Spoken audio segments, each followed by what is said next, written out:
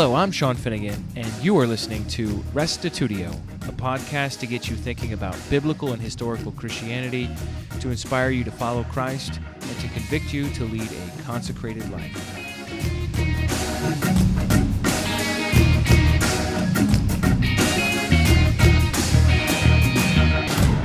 Have you ever thought about what it must have been like for Adam and Eve to have that conversation after the fall, after they had become ashamed of what they had done and they had to come to grips with the new reality? In this stunning piece of poetry written by Preston and Jackie Perry, we see the two of them embodying Adam and Eve in a very intense exchange where they're blaming each other and then coming to some sort of understanding and resolution over this issue. I found this piece to be at once obviously very melodic and beautiful from an art form perspective, but also very deep and profound. I wonder what you'll think. It's very short. It's only about 8 minutes long. And if you're struggling at all to understand what they're saying, because they do talk fast, you can check the show notes for this episode, and I have a transcript there for you so you can see, maybe slow it down and see what it is they're saying. Here now is podcast 123, The Fall, by Preston and Jackie Perry. So I guess it was convenient for you to turn your back on the woman who held your spine. Woman, you were brought forth from my side, created to support me like the gravity-stricken moon does the brisk breath of nightfall. But when fear clawed its way into my heart, when he called my name in the garden, you shrunk and hid your shameful body. Where were you when the Prince of Night found his way to your star? You watched him lie, and I watched you sit and set like sun, you mourning of a man. You can't even see the nightmare you have become. I was there, standing in the distance, having a conversation with my backbone.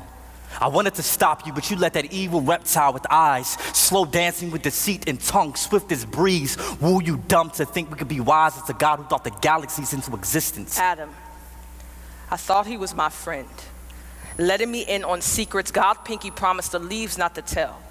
He pointed me to the tree, told me of what I was missing, and as my faith in his lies led me to stare, I watched death become gorgeous. But God is beautiful. Adam, my tongue became sight. The fruit looked too good not to taste and see that God is good. God is thief. He kept us from the one thing he knew would turn our minds deity. No, God is wise. Eve, can't you see?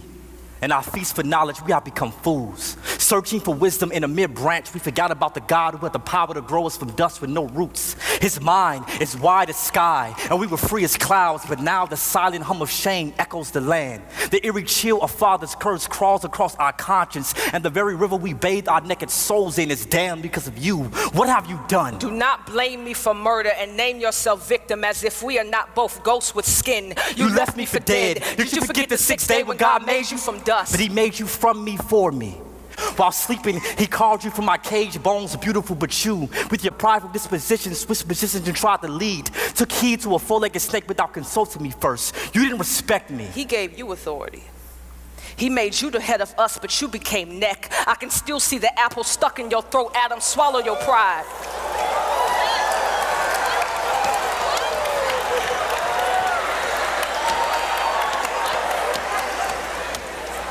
You were supposed to lead me, yet I am to blame. Your wife, your Eve, the one who is now shamed once beauty the moment you saw her breathe. Maybe I should noose a ribbon around my neck, make a skirt of wrapping paper, stuff my natural naked chest with leaves. Maybe then these bones will be enough gift for you again, this flesh enough body for you to bathe in. The day you remove God from your soul, emptied your nest of his glories, the day you beg me to take his place, fill your voids, become this image of perfection to satisfy your insecurities. God forbid our sons grow up treating their sisters like cemeteries, stacking their bodies and bones in one closet to wear as one flesh every time they want to feel alive. Eve, please understand that you further prove my point. That prideful organ brewing beneath your breast beats with no submission for your husband. And for this, your future daughters would not be quiet, gentle, but some would be loud as nagging crows scavenging on the dead earlobes of men.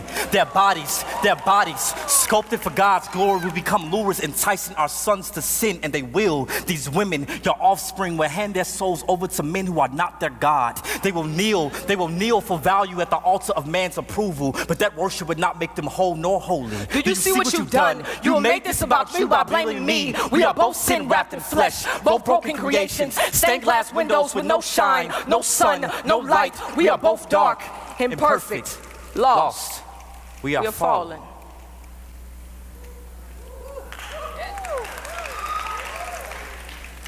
Wife, I'm sorry. Have you any idea how shameful my insides scream for not protecting the only woman I've ever known and loved from the sting of death? I feel like a lonely grave, wallowing in a walking coffin of a body, waiting for a voice louder than my fears to resurrect this scared corpse of a man I buried 6 feet under guilt. But believe me when I tell you, you are still the woman my vision sung to when I first saw you in Eden Eve, even if God chose to separate us for 1,000 years for what we have done. I'll write you every day faithful, and my letters will literally litter the land with love, my lady. But excuse me, if the blood on my hands still drips thick with condemnation, I can only pray that this venom doesn't poison our unborn son, Cain. There is nothing but murder living in my genes, and I would die if he follows in his father's footsteps. Husband, forgive me in my limbs and the heart that led them away from the safety of your palms. The parachute folded beneath the bloodstream I left in vain. I promise I will never try to fly without you again. Your word is wind, and I would be fool to disrespect the tornado I was created to love. You mentioned our sons, but remember our God. Remember what he told devil as he cursed serpent. He spoke of my womb, and from it a seed will come. The devil will strike his heel, but our seed will crush his head. Yes, we are dying, but one day we may rise from the dead. We are not hopeless. Mercy has its sights set on the sinners, and its source is our God. He will rescue us out of the sea of sin. Like hands beneath a drowning soul, a rainbow before the lightning bolt speaks, he reigns. When the clouds crack their shell, our God will appear and show us his yoke is easy. A light too mighty for anything pitch black to trap our backs back behind that cage we crave. The way of escape is near if we wait with hope, nailed to our faith. The truth cross-stitched to our burdened bodies. The life stretching like the arms of an horizon, rising for all to see. The sun still lives. Eve, forgive me. Adam, forgive me. God, we tried to be our own God. Please forgive us.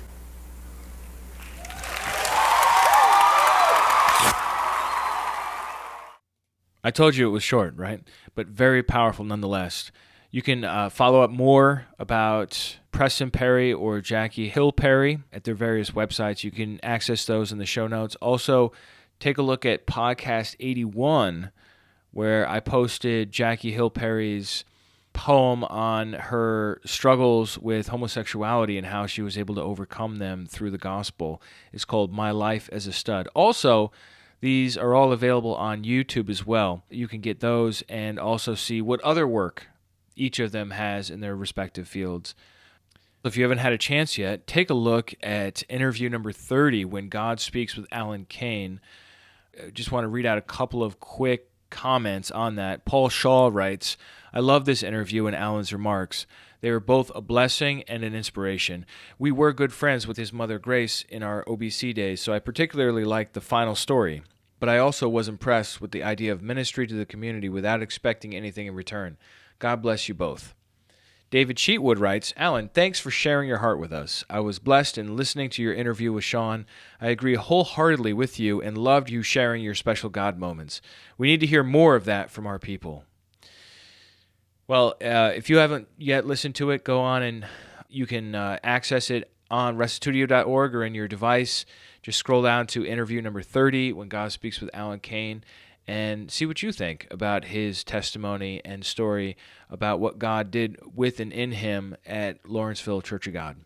Thanks for listening, and we'll catch you next time. And remember, the truth has nothing to fear.